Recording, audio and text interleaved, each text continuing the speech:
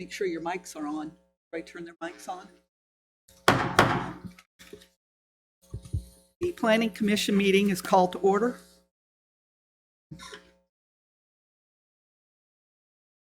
Roll call. Roll call. Well, I figured you'd pick up on that. I like to wait, Oh, until it's thank my you. turn. Commissioner Kuda, Here. Commissioner Whalen, Commissioner Knight, Commissioner Byrd, Commissioner Williams, Here. Commissioner Rebello, here, Commissioner Spinweber. We have a quorum. Wonderful. Could I have a motion? Actually, let's do the Pledge of Allegiance first. I pledge allegiance to the flag of the United States of America, to the republic, one nation, God, indivisible.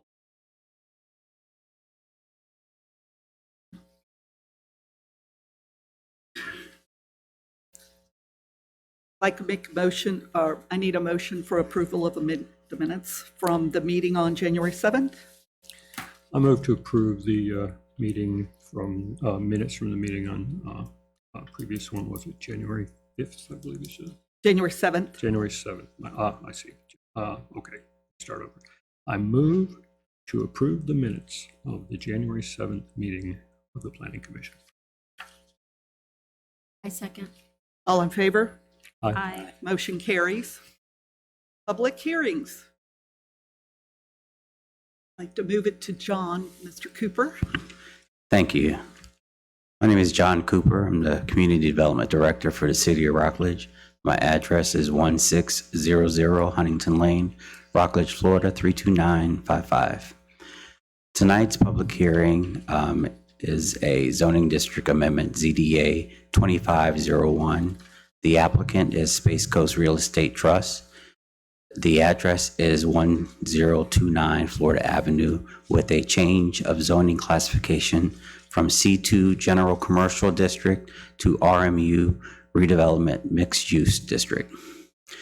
The Planning Department received a zoning district amendment application for a parcel totaling 1.01 acres addressed at 1029 Florida Avenue, located south of Bougainvillea Drive and the west side of Florida Avenue.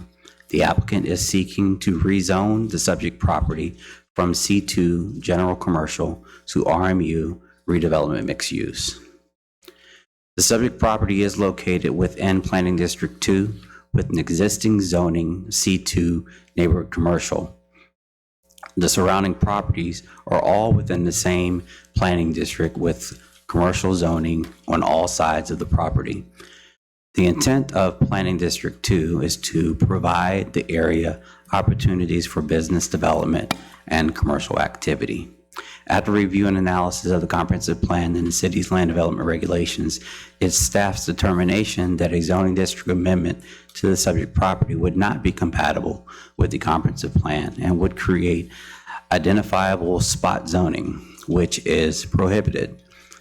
The act of spot zoning is to permit a zoning designation specific to a parcel in an area that is not compatible with the city's comprehensive plan and not compatible or common in the surrounding area. It is further determined by staff that the interpretation of the RMU redevelopment mixed use intent is not met in the proposed rendering and site plan presented with the subject application.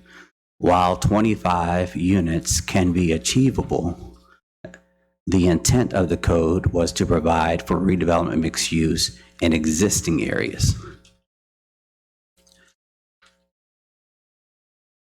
Development in this area, specifically the Florida Ave area, was more intended for existing residential development that can be retained on Florida Avenue. New residential development will be allowed in the redevelopment mixed use area as identified as follows as read in our code. The north of the city limits to North Dixie Lane to the south, US 1 to the west, and Florida Avenue to the east, comprising of 16.2 acres. The subject property is south of Dixie Lane and therefore outside of the defined limits of the new residential development within redevelopment mixed use. Staff recommends the Planning Commission review the proposed zoning district application and make a motion denying the proposed application.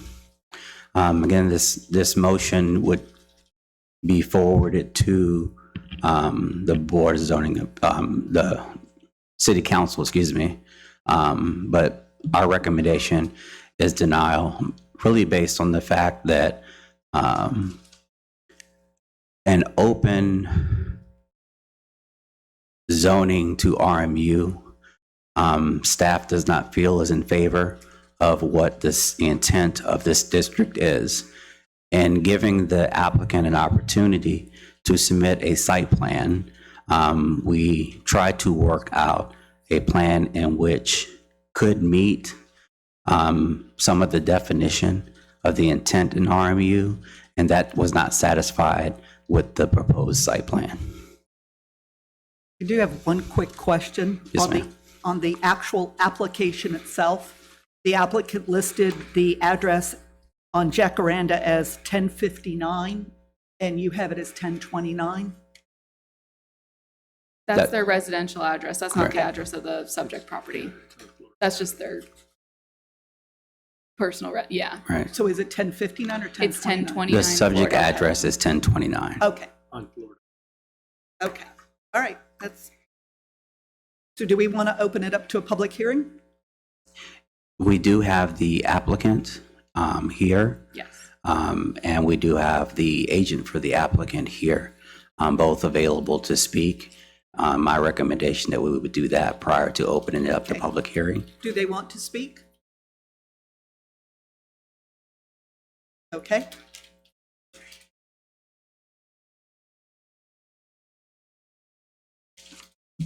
All right.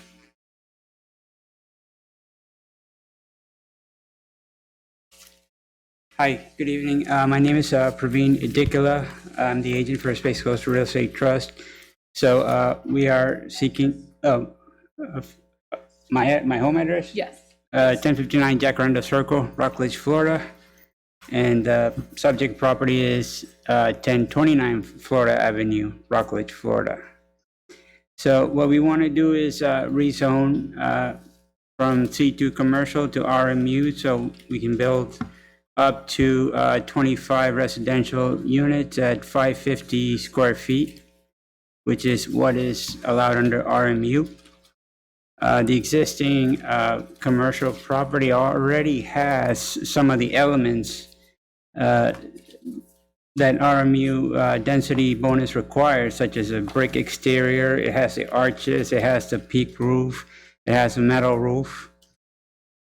And what we want to do is say, phase one would be, if you look at the pictures, there's a lot right next to the existing building that's shower ready. We would like to put a 3-story building there with 2 units on each floor. So 6 units there. And once that is done and leased out, then go into phase 2, which would be the building in the back. We'll build the parking garage on the first floor, and then second and third will be residential for the remaining, 19 units. And the land already has access to water, sewer, electricity. And the goal is to provide attainable housing for workforce housing, for workers that work in Cocoa Village, Merritt Island, even in surrounding Rockledge areas. And because it's only 25 units, it's not going to affect the traffic or the utilities. And there is a bus stop right in front of the property as well. Also, if it goes through, we would probably have like Tesla chargers, everything, so that the use of gasoline can be limited, as well as decrease the pollution. And just for that bus stop, I mean, they can take the bus from there to Eastern Florida State College or Walmart and many other places. So that is what we would like to do. Now, this issue with spot zoning, I believe that RMU overrides the spot zoning issue. Because anytime you do RMU the first property, I guess, would be spot zoning. Where this property, if you look north of our property, there is the, was it Madison Grove, the old Sears store, and now it's all apartments there. And south, there is Pertec and Bavarian Auto Service. Both of those are RMU zoned. Also, all three, we have RMU above and RMU below. So there is a need for attainable housing, and there's a shortage of that. If I build commercial, it's not going to lease out because we have a shell there that has not been leased out in 20 years. It's just sitting there. People don't want to come and build it out and lease it out. So that is the plan. And if you look, I sent you guys, one of the documents is it's from the Munich Code from Rockledge. If you look, the first under first page under residential use, it does say paragraph A. It says maximum allowable density is 25 units with density bonuses. The next bullet says units may be single family, multifamily, garden apartments, or other styles of attached or detached dwelling units. Residential uses may be contained within a single area of the development parcel or may be included in a building with non-residential uses.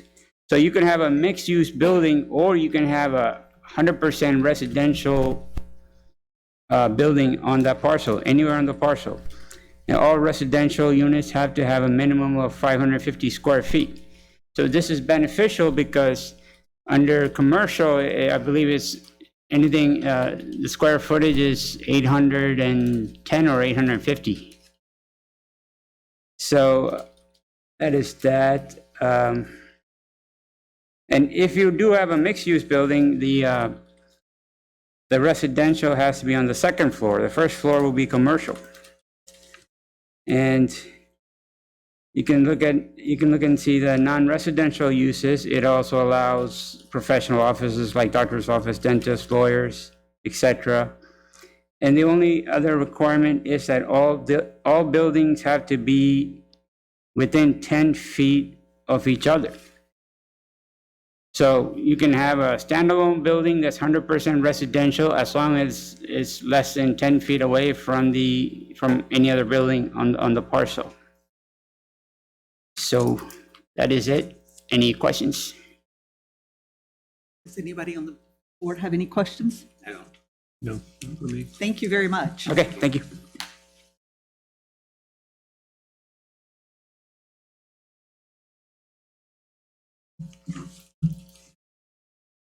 My name is Jim McKnight. I live at 1168 Shallows Court, Port Orange, Florida.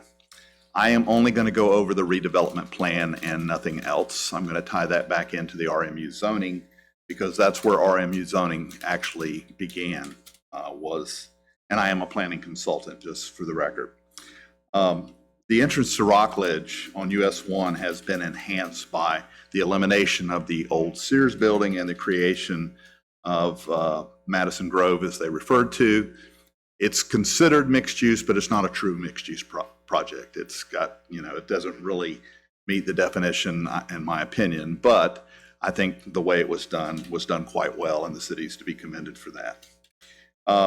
I think there's other factors that are going to, impact development along Florida Avenue and US 1 in that area. One of those is the closing of the hospital, okay, which for me is a very sad day because I moved here in 1959, and that's where my dad worked for the first year before he moved to his office in Cocoa Village. So losing the hospital with a lot of unknowns, none of us know really what's going to happen there at this point in time, is certainly not good for the area and the continued growth of professional offices and commercial property.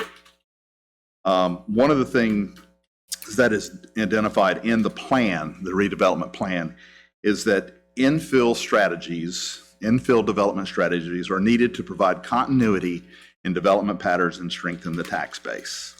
What are the advantages of infill development? Well, for one thing, your services are existing. Police and fire are close by. You're not into the urban sprawl issue. Water and sewer in place, and there's no extensions required. Florida Avenue has no traffic concurrency issues as to service level. What are the opportunities? Develop vacant land that meets current need, housing, its connection to Cocoa Village, which is actually in the redevelopment plan, housing for the service industry, and even walk to work and a transit stop quite accessible to this property. In the goals of objectives, and I'm not going to go over all of them, I'm just tried to select the ones that were really applicable to this piece of land. RP 2-1 from the redevelopment plan agency should request the rezoning of all redevelopment land designated property to the RMU category. Goal RP 3, reuse of properties by virtue of value no longer function at their highest potential use. We all know, and I won't go into it in detail, but COVID and e-commerce have changed the need for brick and mortar commercial and professional offices. Objective RP 3-4, the city and the redevelopment agency actively engage the private sector to undertake redevelopment projects such as redevelopment mixed-use zoning designations. Goal ED1, promote economic vitality, professional building built in 97 in this case, current building partially vacant and no expansion to the parcel that we're talking about in the backside of the property or to the west of the existing office building for nearly 30 years. Objective ED 1-7, investment opportunities that will increase the tax base, thereby generating additional revenue to finance actions that support public goals. ED 2-2, with the closing of the hospital and unknown use of property, medical office expansion is unlikely. We know that's a special district under the comp plan that was created around what was at that time Wusthof Hospital. The commercial market for new construction has really dried up. And I think that's one of the things that the city is facing as a challenge. I'm not saying it can't be overcome, but in some cases, the options for some housing makes good planning sense. ED 2-5 discusses the economic repositioning of the city. PF 2-4, adding up to 25 residential units will have minimal impact on traffic and not impact residential neighborhoods. Objective LU 1-6, encourage mixed-use development at an appropriate scale in the Florida Avenue area. Objective LU 2-2, this project will promote architectural integrity consistent with what is already on the property.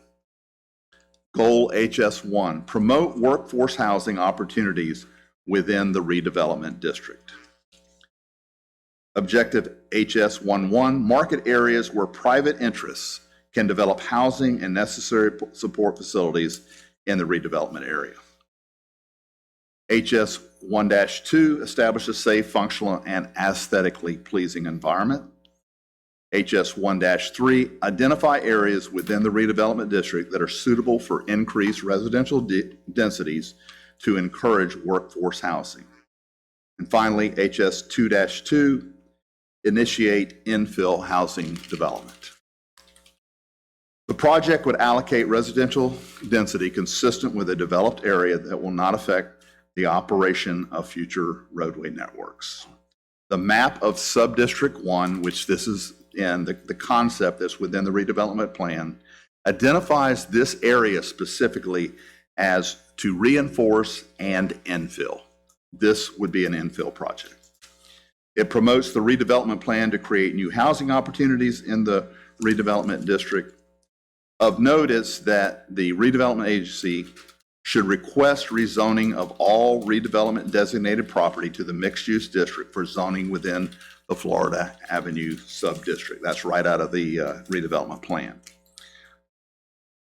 Finally, RMU is not just intended for large parcels such as the old Sears or the Village Green properties, which have both been greatly successful. I commend the city on that, but was also intended for smaller parcels. And I don't disagree with John very often, but spot zoning, I think, is not consistent, because spot zoning is when you put residential in the middle of commercial. This is a mixed use, was intended, okay, because it allows for multiple things to go in areas that may be perceived as spot zoning, but it's not truly spot zoning because it's RMU. So on that, we'll just disagree. The question is, does RMU belong on this property? And I think the redevelopment plan favors it, even on the small parcels. Thank you. Thank you. Does anybody have any questions? I have a question before you leave. So is it your intention for this to be all residential units, or were you going to be doing some kind of a mixed? I'm going to let Prathan ask. Question for the previous speaker. So we're going to keep the existing commercial building in the front, and then this is going to be just in the back and the side lot. So commercial building in the front and residential building separate in the back? Is that what you're saying? Yeah, the building have to be separate for it to be 100% residential or commercial. If it was mixed use, the residential would have to go on the second floor. So are you intending to raise the existing commercial structure, or are you going No, to? the existing commercial structure is going to stay there as it is. Okay, so that will continue to be a commercial structure, Yeah. the same one that you said hasn't been able to be let for any purpose. So there's two offices there. One of is my father's office, and we built the shell, which right next. It's in the same building right next to it, but that's been empty since 2000. And so you believe you'll have other commercial ventures go in there despite the fact that it It's- hasn't been occupied? I can't say right now, but possibly because I can only do commercial there. So RMU code says you can have a 100% commercial building or 100%, and you can have 100% residential building on the same parcel. Okay, thank you. Thank you. Any other questions? I'm sorry, I am a little confused. I know there's two buildings, I'm just trying to make sure. I can help. Wait, oh, did you want to ask? Praveen, I'm sorry. I'm trying to make sense a little bit. I know you've got the two buildings there, and the one building you just said will be commercial, and then the residential would be attached somehow, or would be completely behind it? It'd be a whole new building? So phase one would be, if you look at the pictures I sent you, there, you see that vacant lot there? Yes, So residential, it cannot be attached to that building according to the code. okay, so it'd be a separate building built behind that? Yeah, on the side of it On first. this- Okay, And then then you have half an acre in the back. And there, I would have to put a parking garage first and then build the other units on the second and third floor. Whereas this one, if you look at that picture, you can also already see it like a sewer. So it's already shower ready. So because it's a single-use residential building, I don't need to build a garage underneath it. We have sufficient parking for right now for those 6 units. okay. And the other building that's in the back here, that's separate, that would be a phase That's- 2, is that what you're saying? Which building are you talking about? The building in the back here? Oh, that's not ours. That's, not his Oh, I'm sorry, okay. I yeah, thought- that's ours why I is was only a little the confused. Okay. one building and the empty lot behind it. Okay. Okay. Thank you. Thank you. Thank you. Thank you. So I appreciate the comments by Mr. McKnight and by the applicant. And there's just a couple of points from the city's perspective. Most of what Mr. McKnight pointed out is from the development plan for the CRA redevelopment plan, to which those can be addressed through the CRA those considerations are also, almost every one of them, applicable to vacant properties, not existing properties. That's my interpretation. Also, my interpretation is with this property, more specifically, that if it's going to be applicable, then true redevelopment mixed use or mixed use would have to include the existing parcel in order to accommodate the true use and intent of the code. Having two separate uses, one 100%, again, the word 100% residential can be used in RMU, but the interpretation of that to me is that you can have 100% residential, or you can have a mixed use residential on the same lot. It's not that I can have 100% residential, I can have 100% commercial, and I can have 100% or 100% redevelopment mixed use on the same lot. That's three different uses on one parcel. And that's not the intent. That's my interpretation. And I say that politely, that's not my interpretation of the intent of RMU. So staff's determination is that if this would be approved for RMU, because there is a need, as Mr. McKnight identified, there's a need. That need should be fulfilled with the intent. And the intent would be that this be built according to true RMU mixed-use development, to where whatever residential property is built on top of the commercial use.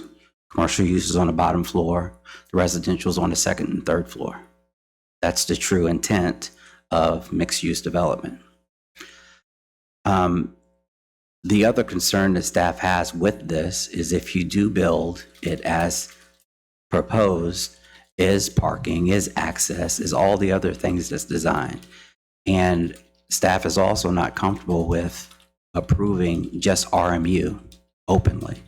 Because if we approve just RMU with no conditions tied to that, it opens up an array of different options for approval, and I'm just not comfortable with that. So we could go back and review this application against the redevelopment plan. That is a separate process than just rezoning it and coming to you. According to our code, if we are going to consider the redevelopment plan in accordance to this rezoning, we would have to take that to the CRA board. I did not take all those considerations because that wasn't a consideration for me. The other thing is that when I received this application and reviewed this application, the points about the hospital were not part of my consideration either, because I did not have that information, nor did I consider that information. So there are a lot of different points that I didn't consider for this application, but more importantly, in reviewing the two items that I have available to me all the time, the comprehensive plan and the land development regulations, I could not find any of the two components compatible with this application. That would include the build out and the zoning. That's my interpretation. Thank you. Thank you, Does John. anybody have any questions for Maybe Mr. that one, Cooper? is it this patch of grass, is this where that's being built? Or are they using that concrete? That's a good question. I don't, seems like 25 units. So it's not 25 units just on one place. There's a side lot for it, and then there's another building with the units. And again, approving this and saying that you're going to get 25 lots is a different process. It's not, if it's approved, there's an up to 25 lots should those architectural guidelines be met. And that's not a guarantee. So We're all just of the looking things at a included zoning with it, I'm just not comfortable with saying, yes, we're going to approve it. So it would either have to be approved on the condition of a site plan that says this is the max you can do, or we would approve the rezoning period with a blank check to say the rezoning is done and you can do whatever RMU says, and I'm not comfortable with that either. Did we want, That's up to you, Chair. do Thank you, we John. need to hear any more? I'm good. Okay, do we want to open this up for public hearing? All right, I'd like to open this meeting up for public hearing. Anybody who's filled out a card, do we have any cards? Nobody besides Mr. Indicula. Okay, I apologize. That wrong. then I'm going to close the public hearing. Public hearing is closed. Do I have a motion? Yeah, Chair. the applicant filled out a card to speak during the public hearing. He Just because Mr. Cooper did respond to their comments, I think in the interest of we should probably hear him out, let him finish his Well, I asked the comments. board, they said they didn't need any more information. Okay. I think the board should allow him an opportunity to respond to the substantive comments Okay. made by Mr. Cooper. I have to, no, that was just for the public hearing. So what Mr. Cooper is saying is his interpretation involves building a mixed-use building only, which is, I would have to tear down the existing building and then build a new building with the first floor be commercial and then residential above it. But if you read those sentences that I put in bold, it clearly states you can have your own 100% residential building in there. There's no way to deny that. How can you misinterpret that? It's clear right there. But to Mr. McKnight's comments, if the hospital is going away and there aren't going to be medical offices, how are you going to fill that building? They're set up for medical offices. The existing building. The existing building is a medical office. Yeah, and if the medical has been offices are rented. going away, who are you going to find to move in there? You can't find somebody to move in Oh, next door already. that one's already occupied, and I'm going to occupy it later. So I'm a physician too. So but the rest of the land, we can't just let it sit there and just wilt. Thank you. Thank you. Yep.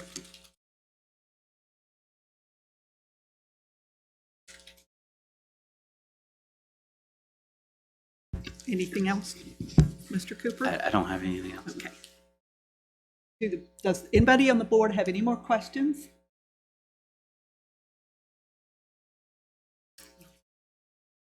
All right. Can I have a motion? And the motion on the table is to, No, There is no motion. there's no on the motion table on yet. the table. the motion that we're discussing. I'll give you a moment. All right, thank you. All right, I move to recommend to the city council to deny the proposed zoning district change.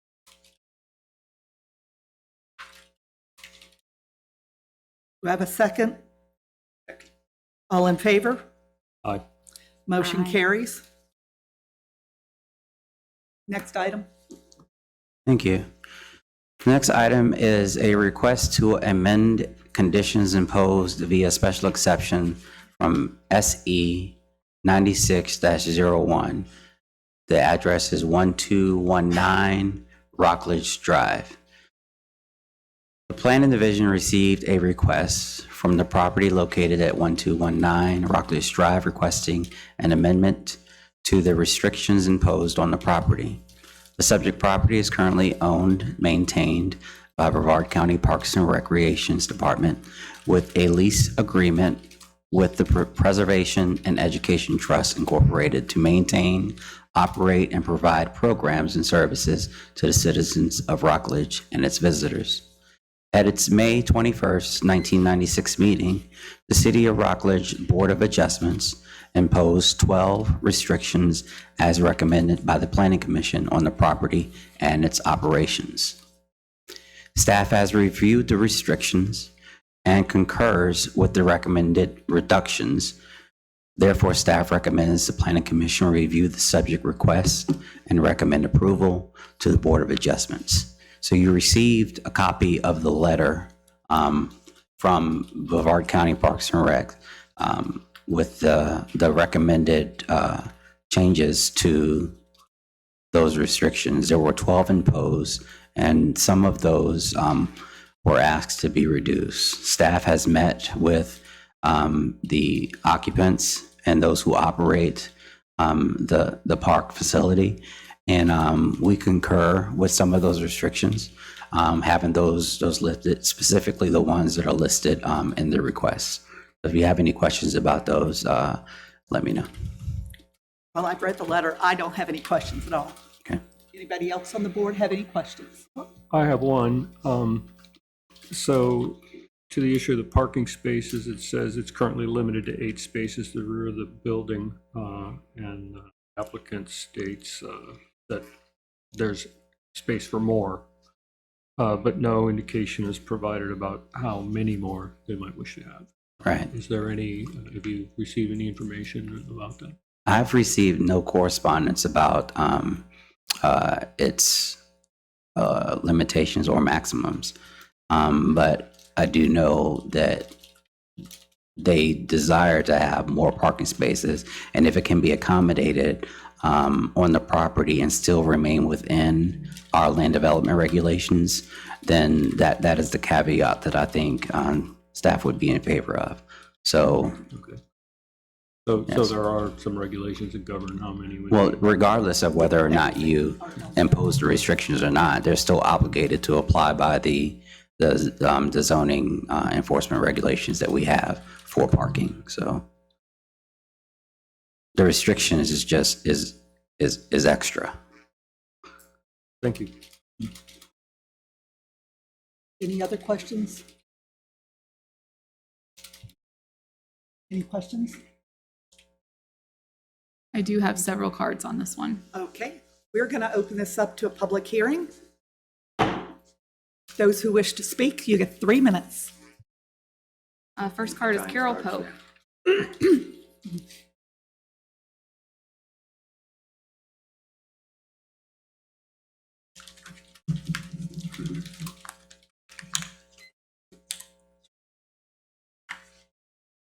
Good evening.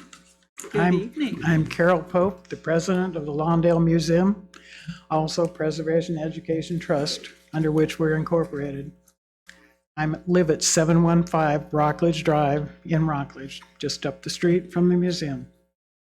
I've lived in Rockledge for 55 years and been involved with this project in one way or another for 38 years, even before the county purchased the property. I want to thank you for the opportunity to be here tonight, and I thank you for your service on the Planning Commission. Having served on both this commission and the City Council some years ago, I know the pressures of making these decisions. Lawndale Museum, which was incorporated as Preservation Education Trust 25 years ago when we took over the restoration effort, is an all-volunteer, self-sufficient operation. We have a board of directors and committees that handle various activities of operation and maintenance. Even though we're all volunteers, we strive to apply professional museum practices and Secretary of Interior standards of preservation. We have been totally responsible for the significant restoration, maintenance, and furnishing of this beautiful historic property and grounds. This was accomplished with state historic preservation grants, donations, and lots of volunteer hours. Although the county has helped us on several occasions, we do not receive regular budgeted funding from any taxpayer entity. The property is owned by Brevard County and leased to us. It was purchased with taxpayers' funds. It is public property, and we make it available to the public as much as possible, but always with on-site supervision. Brevard County has expressed their confidence in us and provided justification for the removal of these restrictions in the letter dated December 11th, 2024, from Mary Ellen Donner, who is then Director of Parks and Recreation. A copy should be in your packet. And I don't know if Mr. Ian Golden is here. Yes, there he is. He is the current Director of Parks and Recreation, and he's with us tonight. to answer any questions. Our goal is to protect and preserve the property so that future generations can enjoy the uniqueness and learn the history. Removing the restrictions placed on the property will help us achieve that goal. All of us associated with it and our visitors believe it to be an asset to this community. The 5 years we have been regularly open to the public as a living history educational site should provide proof that we are a valuable asset to the community and do not create negative impacts. Activities at Lawndale's are planned to make sure that there will be no damage or negative effects. We love this neighborhood, and many of us live close by.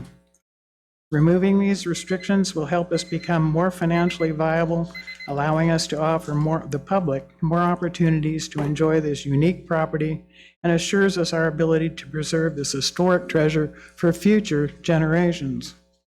Even if these restrictions are removed, the city still has oversight of activities because we'd still be operating as a special exception, which would be revoked if the operation became a nuisance. Tonight, you'll hear from some of our exceptional volunteers that help create and maintain this wonderful museum. Lawndale is basically a gift to this community from this group of dedicated volunteers. Ms. Please. Pope, I This is- don't want to cut you off, but we're limited to 3 minutes. I'm done. Okay, thank you. Please help Thank us you. by recommending removal of these restrictions. I didn't speak as fast as I did at home because I zipped right through it in 3 minutes. And we're looking probably at about 20, maybe 25 parking places. And just as a side note, your code calls for us to have more than 8 parking places. Just thought I'd mention that. Ms. Pope, let me just tell you that I remember that property from before you took it over. Do you? And yes, and I have to say you've done a wonderful job It's beautiful. of the restoration. Thank you. It is a beautiful property now. I'm sure it's been a Those lot people. of difficult work. Thank you all who had a hand in that. Is that it? Any more questions? No, we have the next person to speak. Next is Bob Patterson.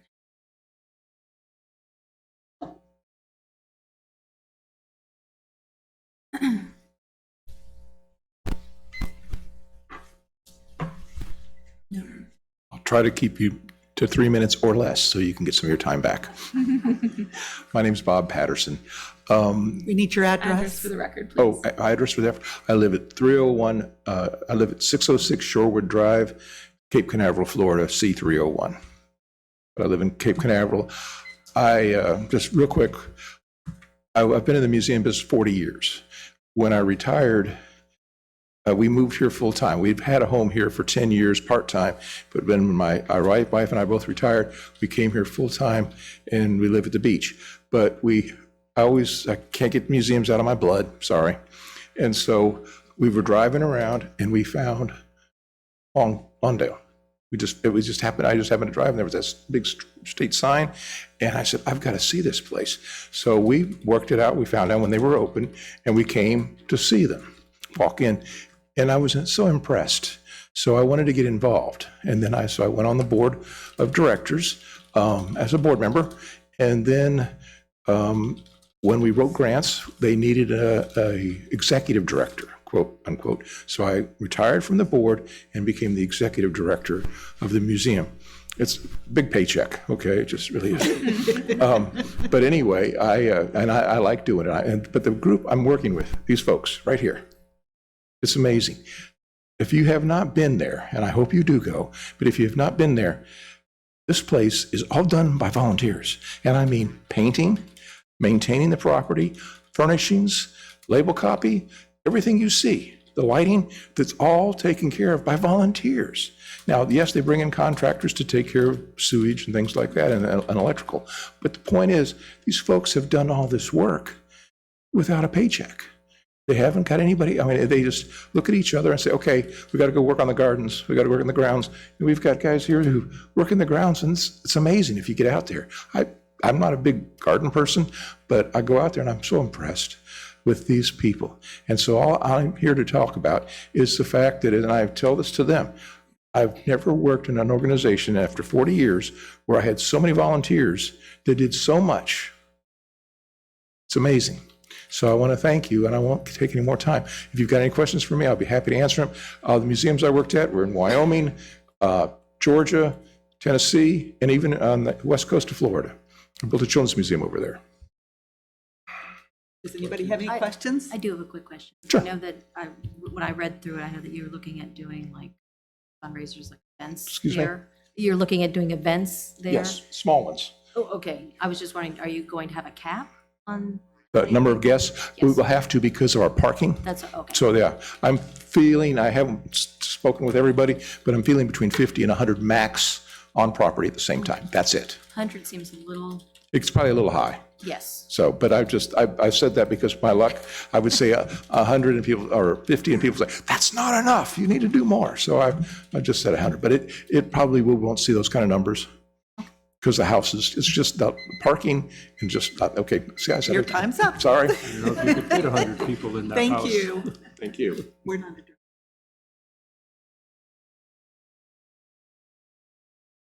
Next is Myra Tubridy.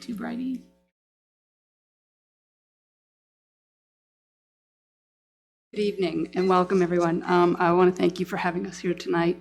My name is Myra Tubridy. I live at 31 Bayshore Court, Rockledge, Florida. I am just south of the museum, and I also consider myself a neighbor, and I feel very fortunate to be living in Rockledge. I started as a volunteer 5 years ago when the museum first was open to the public. 5 years ago, we were in the middle of the pandemic. We couldn't travel. I had retired young. I wasn't traveling. I wasn't working. I couldn't go to the gym. I couldn't do anything. But River Road was available. We were walking. We were biking. And that's when they announced opening the museum. What crazy person would try to open a museum in the middle of the pandemic? It worked. It worked wonderfully. I came for a visit, and I haven't left. They said, do you need volunteers? Yes, please, give me something to do. I started out as a volunteer. I then started, we created a web page because if you're going to promote something, you need a place to promote it. I then started as a docent. I then started as we needed a board of directors. I then became the secretary treasurer. I speak to you tonight with the metrics. So not only do I have financial information, we track, because we're trying to be like a true museum, and we are tracking our guests. And we're trying to gain information on data. Last year, believe it or not, we had over 1,000 guests at the museum. That's absolutely incredible in less than 5 years' time. We had 77 volunteers. We did nearly 4,000 hours of volunteer hours at the museum. We were open 65 days out of the year in 2024. Memberships, because, you know, our donation request is $10 per person. Takes a lot of belly buttons to pay the bills that we have at an old house. $10, and I call them belly buttons, and please don't take that disrespectful, but $10 a person for a donation. It would take a lot of those to meet our bills. So what we started was memberships. Last year, we had a total of 64 memberships. I say it with just a lot of confidence that every 2 years, our numbers double in just about everything. We just keep gaining more support, more sponsors, more volunteers, more guests, more neighbors. We have created allies with all of our neighbors. Most of our board of directors are living within miles of the museum. And me being one of those, I just highly, highly recommend and request that you consider reducing these restrictions because it's what we need to make the museum a success. Thank you. Thank you. Mary Repass.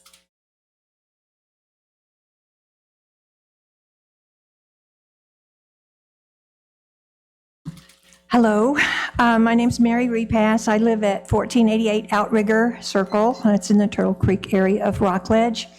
I've been involved with Lawndale for 5 years. I was there on the opening day, open to the public. I'd like to remind everybody that lives in Rockledge, what a treasure you have. You've got to recognize this because most communities don't have a treasure like this. Lawndale is the heart and soul of the history of the city of Rockledge. In 1873, H.S. Williams came here and he bought 54 acres. He was the second major homesteader in all of Rockledge. He came the year after that with his family, and he immediately homesteaded for another 80 acres and started building the house. He became the first postmaster because we didn't have one. It was a wilderness.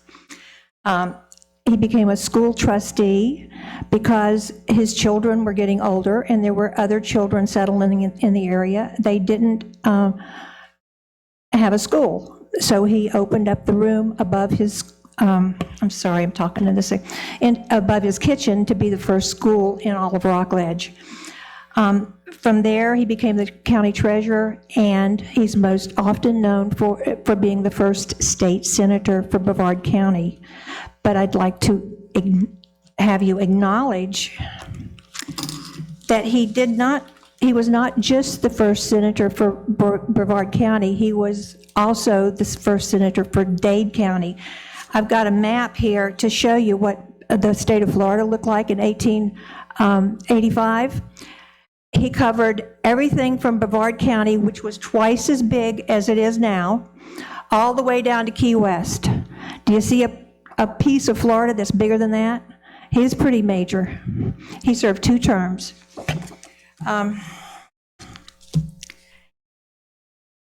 In 1989, the county of Brevard felt that this history was important enough to invest, I think it was $300,000, for the historic preservation that we have here. Sometime after that, the state of Florida felt that it was important. It was important history enough to invest another $350,000, which allowed the groundbreaking. It was in pretty bad repair. Now, that was 20 years ago, and the restorations are still needing restoration. Some of the restorations have worn out. And we've got to be able to maintain ways to gain funding. I'm looking for an investment for the city of Rockledge where this history is. Mary. Thank you. Sorry. Thank you. Frank Repass. Frank Repass.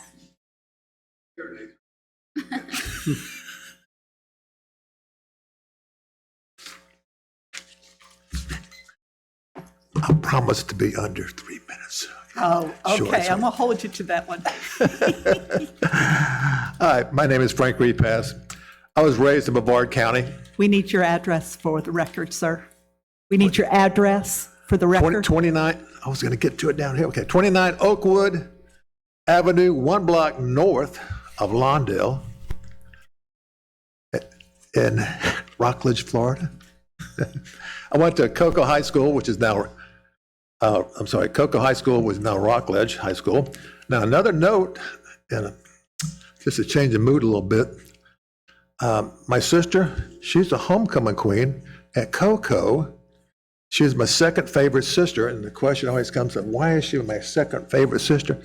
See that tooth right there? She knocked it out when I was 7 years old.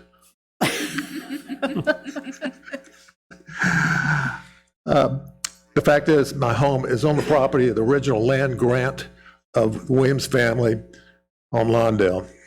I have a degree in history at Parsons College in Iowa.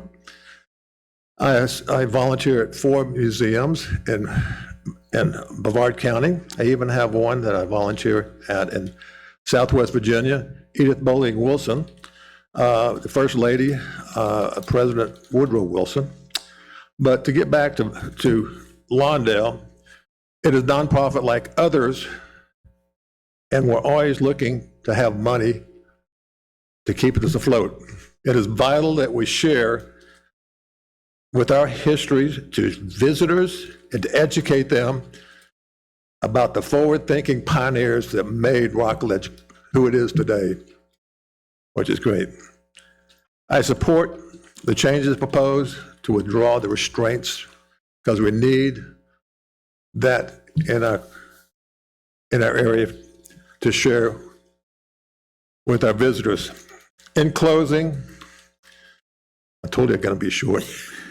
In closing, the first thing I learned about studying and history, that history shapes us. It helps define our future. And if you ignore it, you are doomed to failure in history. So it's important. More. Thank you. Thank you. John Seaman.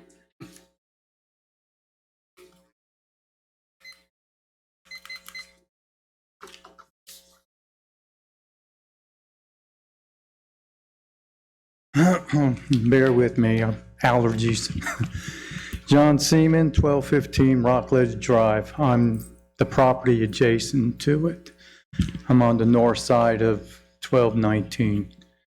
On the parking places, well, thoroughly I'm against a lot of this. But for the 8 spaces, there's always been more than 8 cars there, always. There's never been limited to 8 cars. It's always been like 15 to 20. On busy days, it's been like 30. Oh, like in 30, excuse me. My problem is, I don't care if you open up some of it past 8. I agree with that. But all the cars are parked on the north side of the building, which is all lined up on my house.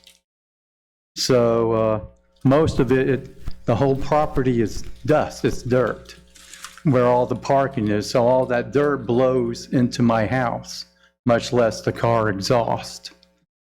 So that's what I'm against, all that lined up on my side. They don't use the whole property, they only use the north side. So it's all lined up on me. That's what I'm concerned about. As far as everything else, I think the property does good. I like it. But all the parking on my house, with sometimes even my carbon monoxide detectors go off, because when I have a southeast, southwest wind blowing, it blows it directly right into my windows. Dust, dirt, exhaust, everything. So that's where I'm at. Any questions? Thank you. Richard Traeger.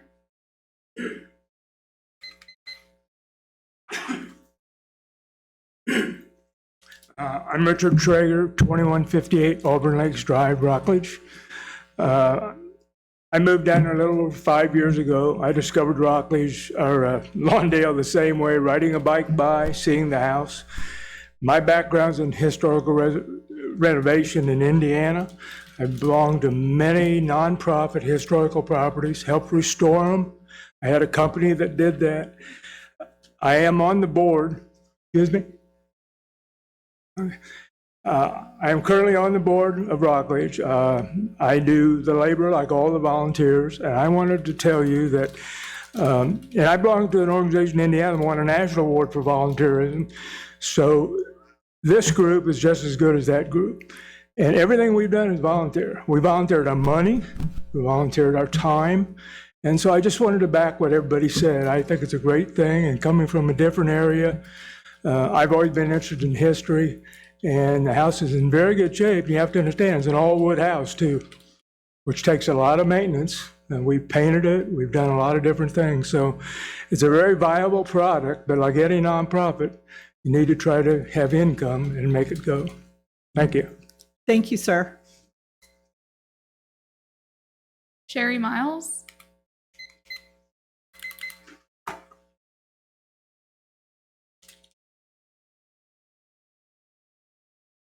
I'm going to step off to the side here because if I stand behind it, you won't see me and I won't see you. So to start with, I do want to thank all of you for allowing us to come and speak. I know all of us are very passionate about this house. And I have been with the organization for about, I'm sorry, 1860 1860 Bridgeport Circle, Rockledge, Florida, sorry. Your full name? Oh, Cheryl Miles. Hi, neighbor. Are you a neighbor? Yes. Well, let me tell you, I have been with the organization for about 4.5 years, getting close to 5 now. And I found it on Facebook. And when I saw it, I knew that's where I had to volunteer. When I moved down here, I knew I wanted to volunteer somewhere. And I knew when I saw it, that was the place. So I immediately got in contact with them. The next weekend they were open, I was there. And I've been there ever since. I don't miss a Saturday unless I'm out of the state or something unforeseen comes up. So again, I am very dedicated to this. I would like to start out by saying, as Mary said, this is not just a historic home. This is Rockledge history. And history is not looked at as something that people are interested in anymore. And it is important. It is for all of the generations, ours and those to come yet, because we need to see where we came from and how we've grown. It's very, very important. And I would like to say that the house itself, in my opinion, it welcomes people in. It wants you to come in. It wants to be seen. It wants its history to be known. In fact, last Saturday when I was there, I toured 2 groups, and someone from each group, out of the blue, said to me, "This house wants people to visit it. It wants people to come in here and see it. It wants to know, to share its history." And my mouth dropped open the second time because I was like, well, I know I feel that way, but to have 2 groups on the same day tell me that, it's obvious that that is what the house portrays, what it feels when you go into it. So to me, that was a big deal. As far as events, obviously events are going to make us some money. So we do need to make money some way because, we don't get paid. We're volunteers and we gladly give our time and our money and whatever we need to make this work. That's it. Sorry. That's okay. I'm long-winded, so I understand. I'm going to take my trophy now and go back. Thank you. The last card I have is Ian Golden.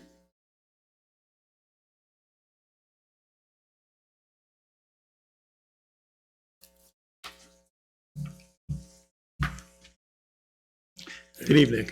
Hi. Ian Golden, I'm with Broward County Parks and Recreation. I'm the Department Director, 2725 Judge Fran Jamison Lane, or Avenue Way, sorry. I was going to get there eventually. Vieira. I just wanted to make a couple of points. Mary Ellen was the previous director who sent the letter. One of the first things I did when I came on board was go visit the site. And they do an immaculate job maintaining it, keeping it up. The knowledge and history that they are able to educate everyone who comes through the door is just pretty incredible.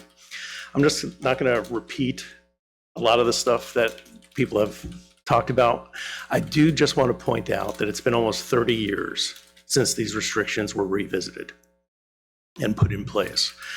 In that time period, when you look at the Federal Reserve economic data from January 1, 96 to January 1, 2025, there's been a 138% increase in the construction and materials CPI.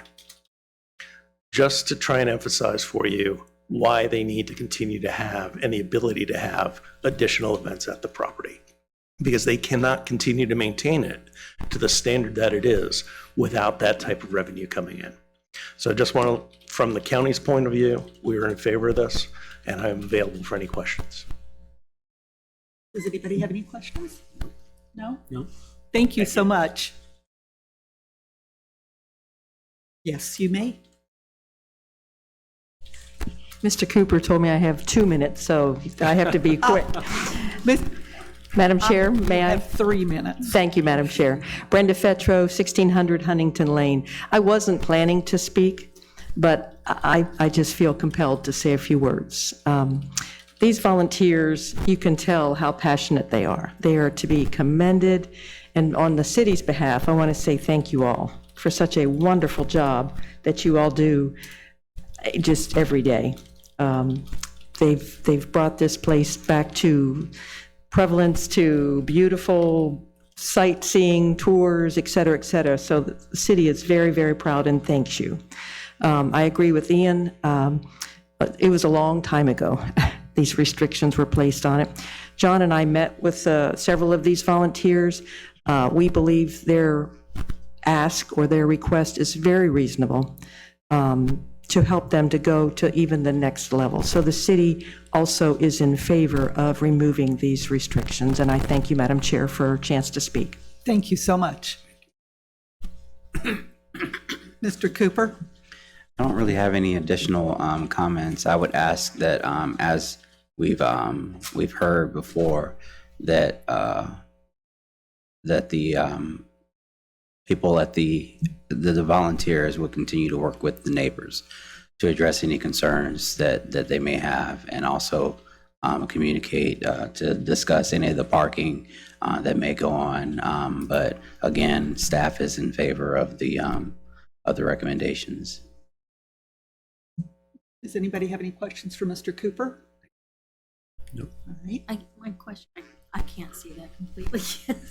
So I don't have that page on here. I just want to make sure it's just a staff recommend. To Okay. approve. To approve, just Yeah. taking the restrictions off completely, is that what Not it is? taking to the recommendation on the restrictions that were notated in your packet. I just have this page, which, That's I what- read it, but I'm just, Yeah, that's what we're. Yes. these I was just restrictions. wondering with the restrictions, so it's going to go to The- the Board of Adjustments? It will go to the Board of It'll Adjustment. go to the Board of And Adjustments. then they make recommendations on the restrictions? to be Correct. lifted. Okay, that was my only question. Right. We don't recognize hand raising from. Okay. We can talk also. You can, if you have any concerns, you can always reach out to me in the office, and we can talk, and I can take those and forward them to the Board of Adjustments. No problem. Any other questions for Mr. Cooper? Do we have any motions? I'll make a motion that we remove the restrictions from 1996. And that would be on SE-96-01. Exactly what I was saying. Perfect. Madam Chair, if I may, I have a stock motion I can give to the commissioner here that I think will help our clerk. Those used to be in our packages. I didn't see anything. Yes. To give the applicant the relief they're requesting in with staff's recommendation, it would be a motion to recommend to the Board of Adjustment to amend the administrative order bearing case number SE-96-01 to remove the restrictions numbered 5, 6, 7, and 8 as they appear in the order as requested by the applicant. What he said. What you said. Do I have I a approve. second on that? I'll second that. All in favor? Aye. Motion carries. Thank you. I'd like to thank you all. Thank you the for good that work. amendment. Thank you so much. Keep up the good work. Do we have any new business? No new business. No unfinished business? No unfinished I business. do have one item that I'd like to bring up. Okay. I have been on this board as chair for quite some time, and we have new members on the board. We have old members on the board. What I would like to find out, John, Mr. Cooper, is a planning class, if you will, about the land development regulations and the comprehensive plan. I think that we need to understand what it is that we are tasked with, what we have volunteered for, and that we understand what the goals of the city are. So I'd like to propose training classes. I'm pretty sure that that I can come up with a class. We can discuss offline how that is done. We can do it in a format like this where we have an agendaed PowerPoint presentation and everyone can ask questions, or we can do it one-on-one, whatever manner. But if we do it have more than one member present, it would have to be advertised. So that's my recommendation on the two ways to conduct it. I think I like the group, and I have no problem having it advertised because we can bounce off of each other. I will discuss that with my boss and let you know. Thank you so much. No problem. Do you like that idea? I know you both do. Do we have any other business? No, ma'am. We're going to close the meeting. Thank you all very, very, very